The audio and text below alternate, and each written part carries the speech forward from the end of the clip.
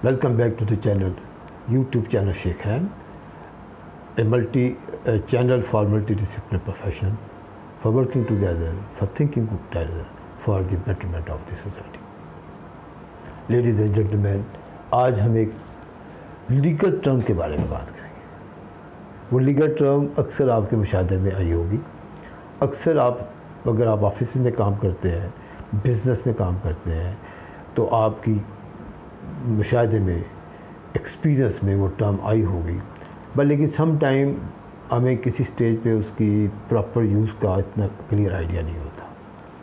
Some time we know it is, लेकिन what is the exact meaning और how it is to be use, how is being use against me, and how can I properly use it, at what situation I can use it, ये some time नहीं पता होता।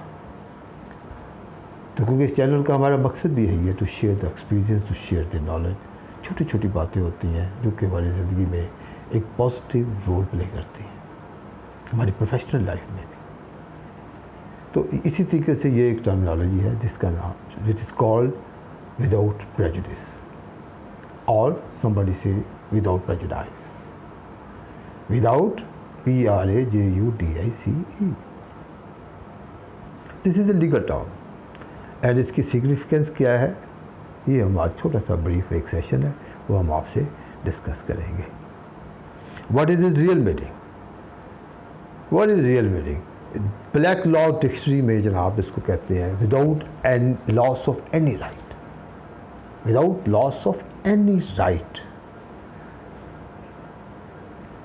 Means अगर किसी correspondence में, किसी letter में ऊपर ये लिखा हुआ है विदाउट प्रेजुडिस, मीन्स जो लिखने वाला है ये आपको जो भी ऑफर उस लेटर में कर रहा है, जो भी वो स्टेटमेंट दे रहा है, वो एक्चुअली उसको मार्क कर रहा है, वो कह रहा है कि ये स्टेटमेंट तो मेरी है, but this is without loss of any of my legal rights.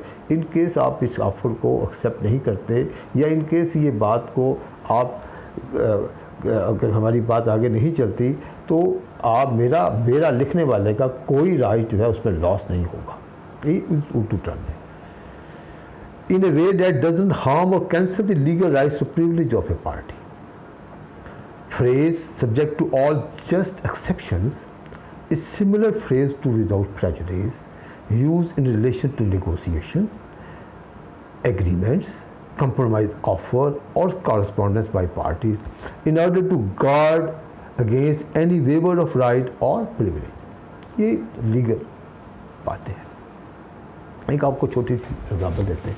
मेरा office some time was in Gulberg में था, तो जिस प्लाजे में मेरा ऑफिस था वहाँ पे इलेक्ट्रिक चार्जेस जो थे, एक बार उनका बिल आता था हमें, एक बार उन्होंने उसके इलेक्ट्रिक चार्जेस अब डबल इंक्रीज़ कर दी।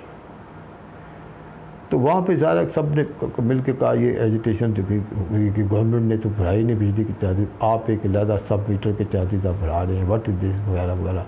किसी ने लीगल रिकोर्स की भी थ्रेट की होगी। तो उन्होंने क्या उन्होंने somehow what they did कि अगली जो इनवाइस आई उसके ऊपर लिख दिया विदाउट प्रेजुडिस। लोग एक दूसरे से पूछ रहे, मुझे हमें से पूछने आए कि ये what is this means without prejudice on this, ये इनवाइस है, ये विदाउट प्रेजुडिस है, इसका मतलब क्या है? वो किसी ने कहा जी उसका मतलब ये होता है कि हम कोर्ट में नहीं जा सकते, इसका मतलब ये है कि हम मतलब कि कोर्ट में नहीं जा सकते उनके खिलाफ। क्या दिस इज व्हाट, और अच्छे खासे पढ़े लिखे लोग मतलब कि ज़ाहिर है कि एक लीगल टर्मिनोलॉजी है, इसका प्रॉपर यूज़ है, तो हर बंदा तो ज़ाहिर है कि लॉ को बहुत ज़्यादा तो नहीं समझ सकता। अब मैंने भी तो देखा मैं कि यार बात कर, तो आई टोल्ड देम कि यार तुम लोग ये एडवाइस जो है तुम मुझे दे रहे हो, how can I pay you advice which is marked as without prejudice, and you are asking me to pay this advice which is marked without prejudice. In fact, if I pay you your bill, that will be without prejudice. If I pay your bill, that will be without prejudice. So means कि so we have to see that what is the proper way of using this important term. I always advise to my colleagues, my students, my participants of the session to be aware of this term, this very important term, as regard to the contractual rights and obligations. We can not ignore this, it's very important. हर रोज़ हमें किसी contract से किसी वापसा पड़ता है, या कॉन्ट्रैक्चुअल नेगोशिएशन से, डिस्कशन से, मीडिएशन से, आर्बिट्रेशन से, सब जुडिस मैटर्स के भी वास्ता पड़ता है। तो this is very important term to be used. आपको पता होना चाहिए, बीइंग एग्जेक्टिव, बिजनेस एग्जेक्टिव, आप चाहे CFO हैं, डायरेक्टर हैं, किस भी पोजीशन पे हैं, आप खुद भी ये सोच सकते हैं कि मेरी ये कॉरेस्पॉन्डेंस या मेरे पास जो कॉरेस्पॉन्डेंस आई है इसके ऊपर ये मार्क होना चाहिए या नहीं होना चाहिए, राइट। तो when to use it and how to use it, ये थोड़ा सा हमारा ये सेशन था जिसमें द कॉरेस्पॉन्डेंट, जहाँ पे देखें नेगोशिएशन चल रही है, जहाँ पे आप किसी के साथ कंप्रोमाइज़ कर रहे हैं, जहाँ पे ऑटो कोर्ट सेटलमेंट की बात हो रही है, वहाँ पे आपकी ऑफ़र के ऊपर ऐसी कॉरेस्पॉन्डेंस को यू हैव टू मार्क, कहाँ पे होना चाहिए, कहाँ पे लाजमी होना चाहिए, mark as without prejudice correspondence. And say you are negotiating a contract where disputes have arisen and you need to issue a letter to opposite party revising your terms. So in this case, the matter is under negotiation. So here you must mark your correspondence as without prejudice.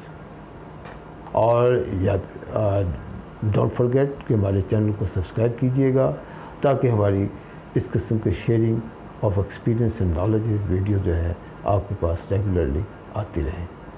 Thank you very much.